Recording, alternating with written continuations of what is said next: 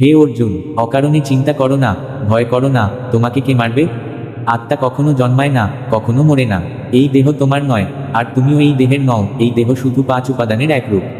এই দেহটি অগ্নি, জল, বায়ু, পৃথিবী ও আকাশ, এই 5 উপাদান দিয়ে গঠিত হয়েছে, এবং একসময় এই শরীর সেই উপাদানগুলোর সাথেই মিলিয়ে যাবে। কিন্তু আত্মা, সে চিরস্থায়ী। আপনি যাকে মৃত্যু ভাবছেন, আসলে তা এক নতুন জীবনের সূচনা। যা ঘটেছে তা ভালোর জন্যই হয়েছে, যা ঘটছে তাও ভালোর জন্যই ঘটছে, আর ভবিষ্যতে যা হবে তাও ভালোই হবে। অতীত নিয়ে আফসোস করো না, ভবিষ্যৎ নিয়ে চিন্তা করো না, বর্তমানে বাঁচো। একজন জ্ঞানী ব্যক্তি নিজেকে চেনে, সে নিজের কঠোরগুলো ঠিক সেইভাবে সরিয়ে দেয়, যেমন স্বর্ণকার ধাতব থেকে অমলিন রূপ বের করে আনে ধৈর্য সহকারে বারবার গলিয়ে।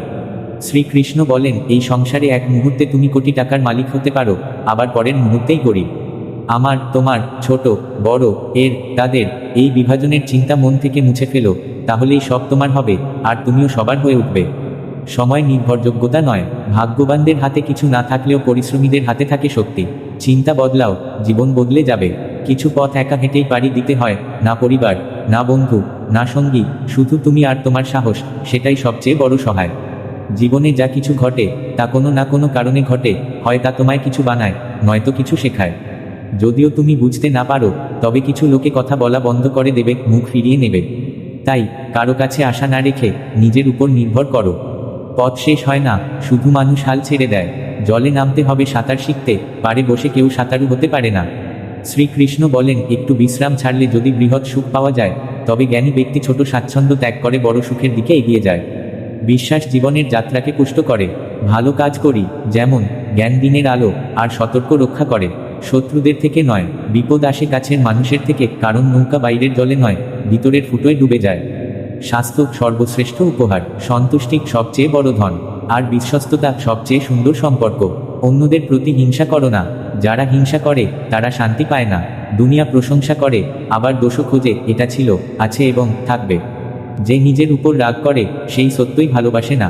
সত্যিকারের ভালোবাসা অন্যকে কষ্ট কখনো দেয় না। যারা মনকে বিরক্তি থেকে মুক্ত রাখে, তারাই জীবনে শান্তি পায়। যারা বড় বড় কথা বলে, তারা কঠোরই রয়ে যায়। আর যারা হালকা হেসে কাজ করে, তারা অনেক কিছু করে ফেলে। জলে স্নান করলে জামাকাপড় বদলায়, কিন্তু জ্ঞানে স্নান করলে ইতিহাস বদলায়। দুঃখ আর কষ্ট মানুষের জীবকে বিপর্যস্ত করার জন্য নয়, বরং তার সামর্থ্য ও আত্মবিশ্বাসকে যাচাই করার জন্য আসে।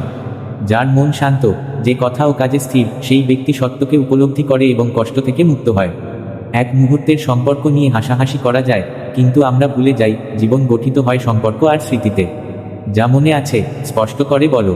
সত্য বললে সিদ্ধান্ত হয়, মিথ্যে বললে দূরত্ব বাড়ে। সকালের ঘুম মানুষের সংকল্প দুর্বল করে।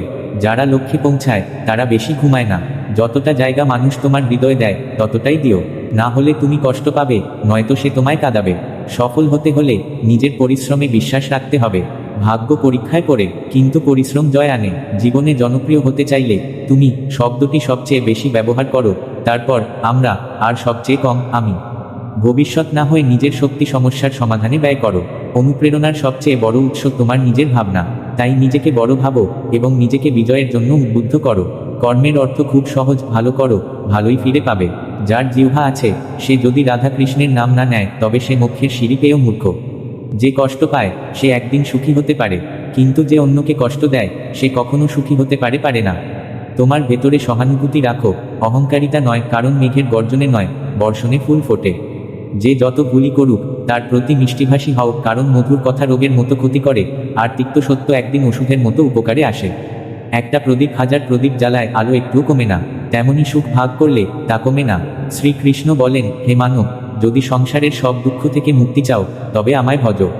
যে আমায় ভজে না, সে এই জীবনে না শান্তি পায়, না পর্যন্ত। যে ব্যক্তি ভালোবাসা দিয়ে এই গীতার গোপন জ্ঞান অন্য ভক্তদের বলে, সে আমার সবচেয়ে প্রিয়। তাই বন্ধুদের অনুরোধ, এই গীতার জ্ঞান অন্যদের মধ্যে প্রচার করুন, যাতে আপনিও শ্রীকৃষ্ণের অপার আশীর্বাদ লাভ করেন। আজকের ভিডিও এখানেই শেষ করছি। দেখা হবে পরবর্তী ভিডিওতে। ততক্ষণ পর্যন্ত সবাই সুস্থ থাকবেন, ভালো থাকবেন।